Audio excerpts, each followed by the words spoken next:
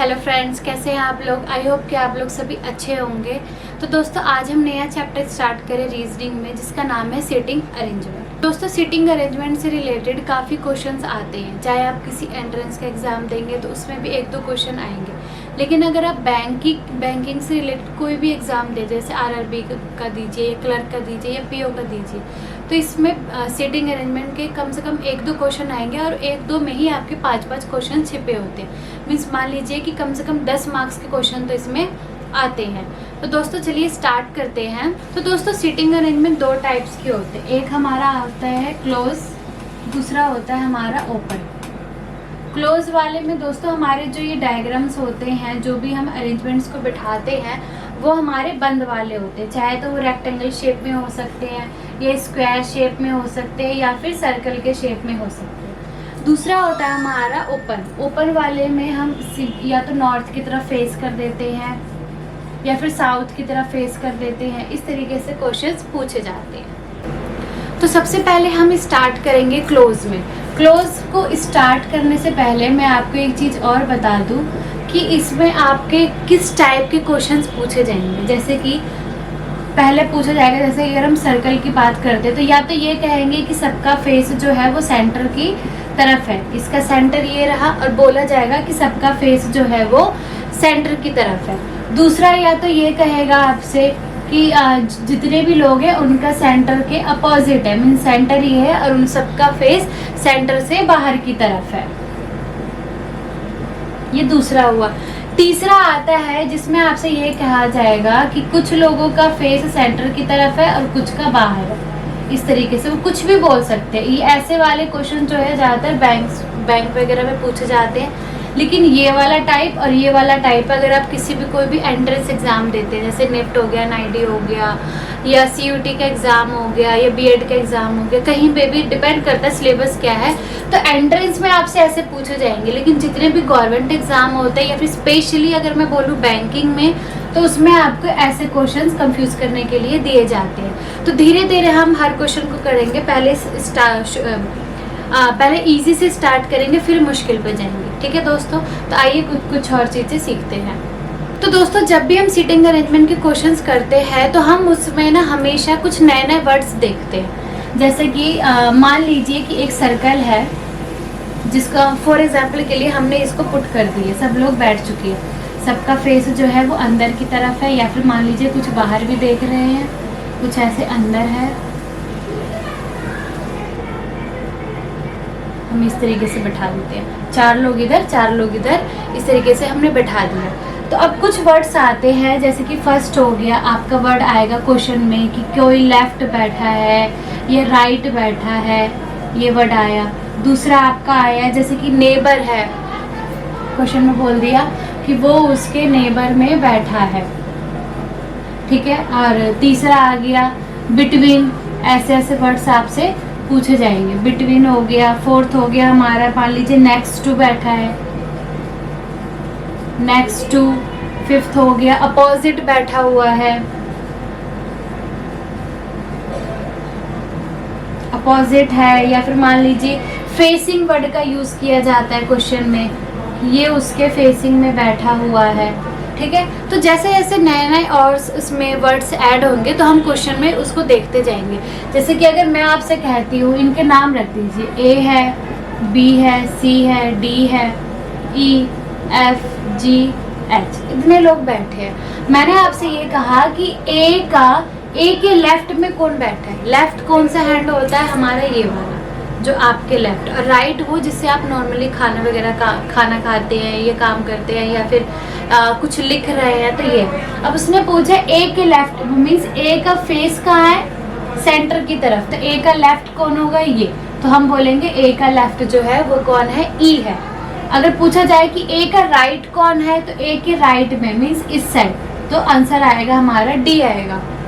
मान लीजिए बोला जाए कि एच का नेबर कौन है, नेबर मीन्स पड़ोसी, तो नेबर तो लेफ्ट में भी हो सकता है, राइट में भी, तो हम बोलेंगे जी भी हो सकता है और बी भी हो सकता है। अगर पूछा जाए कि नेक्स्ट टू, अगर एच के नेक्स्ट टू में कौन बैठा है, तो नेक्स्ट टू में कोई भी हो सकता है, आगे या पीछे कोई भी, तो जी या फिर बी।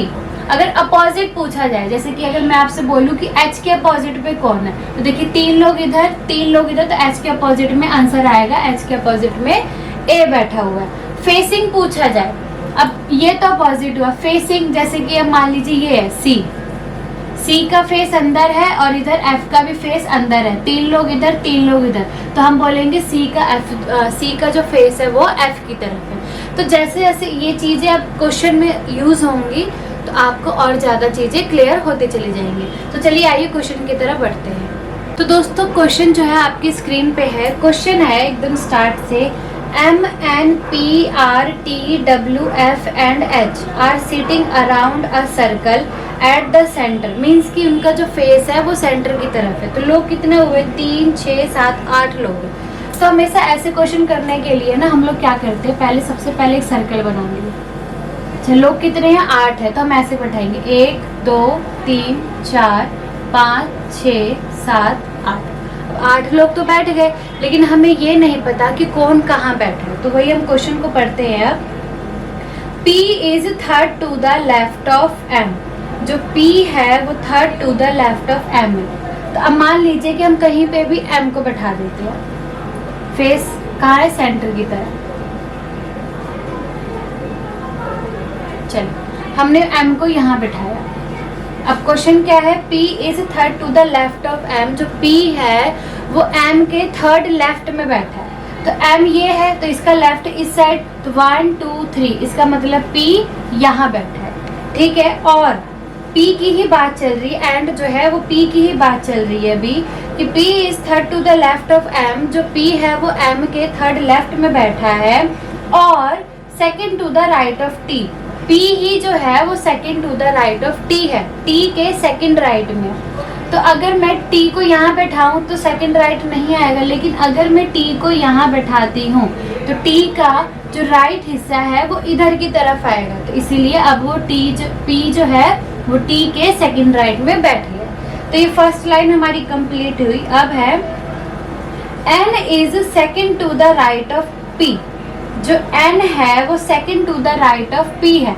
अब इसका राइट किधर आएगा, इस साइड, P का फेस सेंटर की तरफ है तो लेफ्ट इधर है और राइट इधर है। तो क्वेश्चन है N is second to the right of P, तो N को अगर मैं यहाँ बैठाती हूँ तो ये वाली लाइन जो है एकदम करेक्ट तरीके से पुट हो जाती है, जो N है वो P के सेकेंड राइट में है। तो आई होप क्या ये चीज समझ आई होगी आपको। आगे है R is second to the right of W और who is second to the right of M। सबसे पहली बात कि जब ऐसे वर्ड आते हैं, जैसे ये who का यूज है, तो ये पूरी लाइन है कि R is second to the right of W। इसके अंदर 2 जनों की बात हो रही है, एक तो P की R की बात हो रही है, दूसरी W की बात हो रही है। लेकिन हमेशा एक चीज याद रखिएगा कि क्वेश्चन के हिसाब से W के तुरंत बाद who वर्ड का यूज किया गया। तो ये जो who वर्ड का यूज हुआ है ना, वो एक्चुअल में वो W के लिए ही यूज हुआ है, ठीक है। लेकिन अगर वहीं पे एंड बट ऐसा कुछ यूज हुआ होता तो वो फर्स्ट पर्सन मीन्स कि R के लिए यूज हुआ होता। लेकिन कभी भी कोई भी नाम के बगल में who आ जाए तो उस नाम के लिए ही who वर्ड का यूज किया जाता है। तो हम पढ़ेंगे R is second to the right of W। अब मैं कहाँ R को बैठाऊँ, देखिए R जो है second to the right of W, मतलब W के सेकेंड राइट में। अब मैं W के यहाँ बैठा दूँ, अगर मान लीजिए मैं W को यहाँ बैठाती हूँ तो यहाँ पे सेकेंड राइट मीन्स किधर जाएगा, इधर आना चाहिए, लेकिन यहाँ तो M बैठा है। अच्छा अगर मैं W को यहाँ बैठाऊँ तो इसका सेकेंड राइट यहाँ है, ठीक है। अगर मैं W को यहाँ बैठाऊँ तो सेकेंड राइट तो है, लेकिन आगे है who is second to the right of M। who कौन मीन्स W। लेकिन देखिए अगर मैं W को यहाँ बैठाऊं तो इसके सेकेंड राइट में R तो बैठ गया, लेकिन जो W है वो M के सेकेंड राइट में नहीं बैठ पाएगा। तो उसके हिसाब से ये मैं यहाँ पे भी नहीं बैठाऊंगी, मैं यहाँ पे भी नहीं बैठा सकती W को। अब अगर मैं W को यहाँ बैठाती हूँ तो W के सेकेंड राइट में यहाँ पे R आ जाएगा, करेक्ट है। और क्वेश्चन के हिसाब से M के सेकंड राइट में यहाँ पर W आ गया, तो ये बिल्कुल करेक्ट है। अगर मैं W को यहाँ बैठा रही हूँ तो W के सेकंड राइट में R यहाँ आ गया और जो W है वो M के सेकंड राइट में आ गया। मीन्स दोनों ही जो भी सिचुएशन है इनकी वो परफेक्ट तरीके से सॉल्व हो गई है। आगे कह रहा है question F is not immediate neighbor of P. Immediate neighbour means एकदम तुरंत वाला, तो F जो है वो P का नेबर नहीं है। अब बताइए, अब P मीन्स F को मैं यहाँ नहीं बैठा सकती, नहीं तो अब मेरे पास दो ही चीज खाली, एक तो ये खाली है और एक ये खाली है। अगर मैं F को यहाँ बैठा दूँ तो क्वेश्चन गलत हो जाएगा, इसीलिए मैं F को यहाँ बैठाऊंगी। ठीक है दोस्तों, मैं F को यहाँ बैठाऊंगी। तो अब बचा कौन हमारे पास? हमारे पास M हो गया, N हो गया, O बच गया, O तो है ही नहीं, P हो गया, R हो गया, T हो गया, W हो गया, F, तो हमारे पास H बचा, तो हम H को यहाँ पुट कर देंगे। ठीक है दोस्तों, तो इसमें आपने कौन कौन से नए वर्ड देखे? आपने एक देखा एंड, दूसरा देखा हु, तीसरा देखा आपने नेबर। नेबर के बारे में मैंने आपको बता ही दिया था अभी। ठीक है, तो एंड ये चीज याद रखिए, एंड जो है किसी भी लाइन में अगर बीच में दो तीन जनों की बात हो रही है और एंड जो है सबसे फर्स्ट पर्सन की बात, तो शुरू में ही बात करी जाएगी, उसके लिए होगा। लेकिन हु कौन है? जो दूसरा person means P and R, तो R के बाद अगर हु है तो वो हु जो है वो R के लिए यूज किया जाएगा। ठीक है, धीरे धीरे जैसे क्वेश्चंस करेंगे ऐसे ही डाउट्स क्लियर होंगे। चलिए आगे बढ़ते हैं। तो आइए दोस्तों एक क्वेश्चन और देखते हैं। क्वेश्चन आपके बोर्ड पर है। क्वेश्चन है कि 8 executive JKLMNOP and Q are sitting around a circle table for a meeting। देखिए, इसमें आपको फेसिंग के बारे में नहीं बोला गया कि उनका फेस सेंटर है या बाहर है, लेकिन यहाँ पे हमें खुद सोचना पड़ेगा कि अगर किसी मीटिंग के लिए बैठे हैं वो, तो उनका फेस ऑब्वियस सी बात है अंदर की तरफ होगा। तो सबसे पहले कितने लोग हैं इसमें? टोटल 8 लोग हैं। तो सेम हम लोग बनाएंगे 1 2 3 4 5 6 7 8। इनका फेस का है सेंटर की तरफ। क्यों? क्योंकि वो लोग मीटिंग के लिए बैठे हैं। ठीक है, अब क्वेश्चन को ध्यान से पढ़िए। क्वेश्चन है J is second to the right of P who. देखिए डायरेक्ट वर्ड आया ना P के बाद हु, तो हु किसके लिए? P के लिए यूज किया गया। Who is third to the right of K, तो वर्ड है कि J is second to the right of P। J जो है वो P के सेकंड राइट में बैठा है। देखिए P को हम कहीं भी बैठा देते, P यहाँ बैठ गया, कहीं भी बैठा दो किसी एक बंदे को। P अब क्या है? J जो है सेकंड राइट में बैठा है P के, तो P यहाँ है तो ऑब्वियस सी बात है J यहाँ होगा। क्यों? क्योंकि P का राइट इस साइड होगा। आगे बोला गया है कि who means P who is third to the right of K। जो P है वो K के थर्ड राइट में मीन्स 1 2 3, तो K यहाँ बैठा है, K के थर्ड राइट में अब P आ गया। आई होप कि समझ आया हो आपको। आगे है M is second to the left of O who sit between P and J। फिर से who वर्ड का, लेकिन किसके लिए? O का, O के लिए। तो लाइन में है कि O who sit between P and J, मतलब P ये रहा, J ये रहा, इसके between मीन्स वर्ड यूज हुआ है वहां पर between, बीच में P एंड J के बीच में O बैठा है। लेकिन इससे रिलेटेड ऊपर कहा गया है कि M is second to the left of O। O का लेफ्ट किधर है? इस साइड मीन्स M यहाँ आएगा। क्यों? M जो है O के सेकंड लेफ्ट में आ गया, और दूसरी बात P और J के बीच में O आ गया। तो ये दूसरी लाइन भी हमारी कंप्लीट हो गई है। आगे है L is not neighbour of K and N। तो देखिए L जो है K और N का नेबर नहीं है, तो हम लोग क्या करेंगे? अब मैं क्या करूँ बताइए? K का नेबर मीन्स L को ना तो मैं यहाँ बैठाऊंगी ना यहाँ बैठाऊंगी। क्यों? क्योंकि वो नेबर बन जाएगा। तो उस हिसाब से मैं, मेरे पास एक ही ऑप्शन है, ना तो मैं L को यहाँ ना यहाँ, तो मीन्स यहाँ बैठा सकती हूँ मैं। ठीक है, अब आगे है not neighbour K and N। अब मैं ये बताइए कि अब मैं N को कहाँ पुट करूँ? क्या N से रिलेटेड कोई बात करी गई है? ठीक है, हाँ जी। क्वेश्चन में था कि जो L है वो ना तो K का नेबर है ना तो ने का नेबर है। तो ना तो मैं L को यहाँ बैठाऊंगी ना मैं यहाँ बैठाऊंगी, इसलिए मैंने L को यहाँ बैठा दिया। अब मैं N और Q को कहाँ बैठाऊं? दो बचे हमारे पास। N को अगर मैं यहाँ बैठा दूं तो वो L का नेबर नहीं हो जाएगा, तो उसके हिसाब से क्वेश्चन गलत हो गया। तो मैं N को सिर्फ यही बैठा सकती हूँ। क्यों? क्योंकि अब K और N जो है वो L के नेबर नहीं रहे। तो अब बचा क्या? Q। तो इसी हिसाब से ये हमारा सीटिंग अरेंजमेंट जो है हमारा कंप्लीट हो गया। तो इसमें कौन कौन से वर्ड आए, बिटवीन आया, हु आया, हु से पहले जो वर्ड आया हु उसके लिए यूज किया जाएगा, ठीक है। दूसरा नेबर आया, नेबर के बारे में हमने अभी लास्ट का क्वेश्चन में भी देखा था। तो आइए दोस्तों एक क्वेश्चन और देखते हैं हम सिटिंग अरेंजमेंट का। क्वेश्चन है आपके बोर्ड पे, A B C D E F G and H are sitting around a circle facing the centre. तो कितने लोग हैं टोटल? टोटल हमारे पास है 8 जने। तो सेम हम सर्कल बनाते हैं। सबसे पहले 1 2 3 4 5 6 7 और 8 हमने बैठा दिया 8 लोगों को। अब है कि A sit 4th to the right of H, ठीक है। इसको हम पहले यूज कर ले। तो जहां जो A बैठा है वो 4th to the right of H है। तो मान लीजिए अगर मैं A को यहाँ बैठाती हूँ, अब क्या करना है, इसको 4th to the right of H।